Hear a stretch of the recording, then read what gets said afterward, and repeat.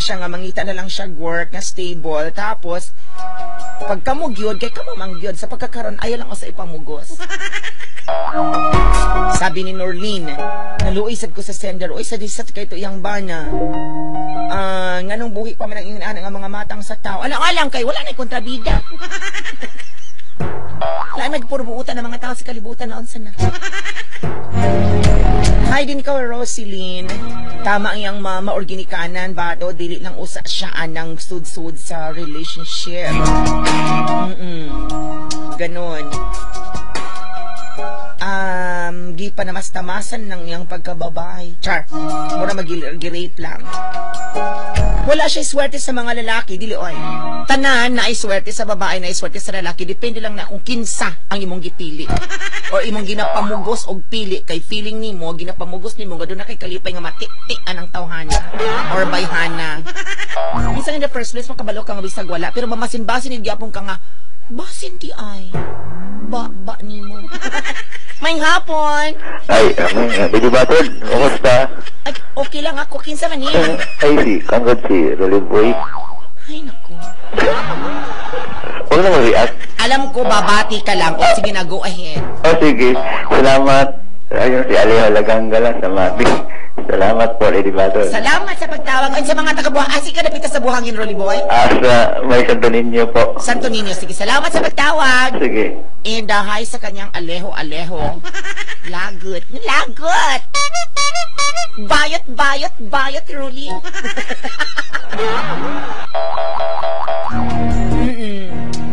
Mas may nga sundo na lang gitaw niya ang gisultis ang ginikanan kay murag kuwang lang og 2 years aron nga maka-move on kay gipang buhat ni ano daw?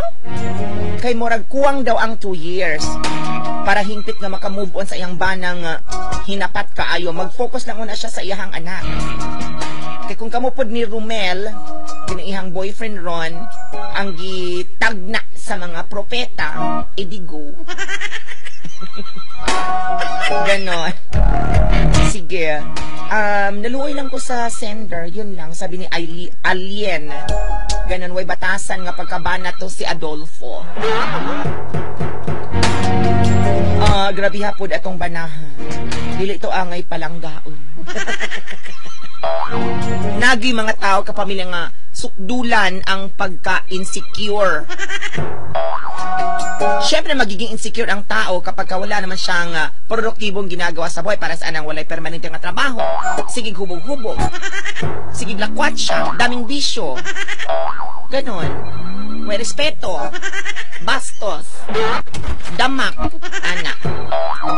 Daming insecurity sa buhay yon, sa katawan. Kaya sa kaunting pagkakamali mo lang, na hindi naman talaga pagkakamali yun, pagkakamali para sa kanya, hindi maganda sa kanyang paningin, makulatahan, git ka. Pina-update. Akala din kasi ng mga lalaki, ng mga husband, pag-aari nila ang kanilang mga misis.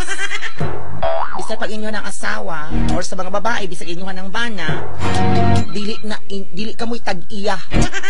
Ayaw ninyo tawagag pag-aari ko ang girlfriend ko, pag-aari ko ang asawa ko, kay dili kamoy tag-iya, ba ninyo. Lagot kay kuay, as in. Kung ipapawalang bisa naman ang kanilang kasal,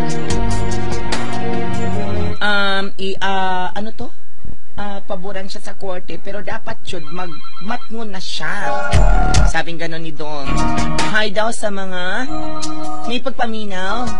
Maraming salamat kina Kat, kay Jonaline, kay Jennifer, kay Twinkle, Twinkle Little Star, kay Bajoy, and sa mga taga Oshri, Enjoy. Unsa daw? Tarungan ni Dong, naon sa maniya? Magtuldok ug magkamata usahay no ana lagot and Osri naminaw sila sa atong tulumanon they're having a great time chos kasi 2 hours ang break nila sa Wahoo department store ng Brunei. Maraming salamat. Nakarelate kog taman sa sender batod kay same kasi kami ng situation, pero ang masasabi ko lamang naman sa kanya, wag na kasing dagdagan pa ang problema niya. Dahil kahit na kailan, hindi naman magiging legal ang pagsasama nila ni Romel kung sakasakali. Lalo lamang gugulo ang buhay, sabi ni Mitch. Sa imong tanaw, Ingrid, kung magbulag mo ni Romel, ma-okay ba ang tanan? I don't think so. Kasi sa palagay ko, kung ano ang naumpisahan, ganun pa rin yun. Magulo. Siguro muundang lang siya. Linawin ko lang ha, ang husband ng ating sender si Adolfo. Ang boyfriend niya ngayon si Romel. Okay? Sige, wag malito.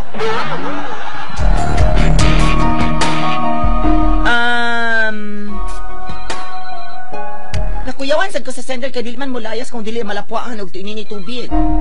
Katon time pa lang nga buntis kaon niya ginakulata ka, sign na to nga wala siya nada nga pagkabana. Ipabilanggo na tayo batasan. Sabing gano'n. Ara Mantilia, daghang salamat sa pagpaminaw. And kay Junji, maraming thank you din. Naawa naman si Brad Goles sa sender. Pero advance happy fiesta na lang daw sa mga taga-norte. Don Carlos Bukidnon, gano'n. Oo, sabi ni Janice, ako di ay, sige man kong inom, sige kong laang. Iba naman yon. Iba. Oo, Janice. Iba naman yon. Diri lang ka na siya sa ako, kay di man dyan ko mangulata. Muabi lang ka, no? Samang ka. Sige. Sabi ni Queenie, sagdahin na lang tong tawhana, dapat mag-focus ka na lang sa imuha. Okay, kung sa isa, palagay mo tama. Kaya dili ka masakitan. Hindi ka na mag-comment nun. Kasi may mga iilan, hindi nila nakuha yung kwento. Oo, sige, okay na lang din. Maraming salamat sa message. Oo, si Janice. Oo. Pagbuwag mo ni Adolfo, oy. Kaysa mag-antos ka, kunyaya po ka i-feel ng laki ni mo karon nga si Romel. Sabing ganon. Kaya basin otro pud na. O, magkaiba raw lagi sila, Orland.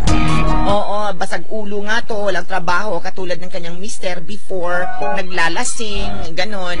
Maraming bisyo, pa-extra-extra lang sa trabaho, ganon. Pero mahal na mahal silang mag-iina. Yun ang hindi kayang gawin noon, nung nagsasama pa sila ng kanyang asawa.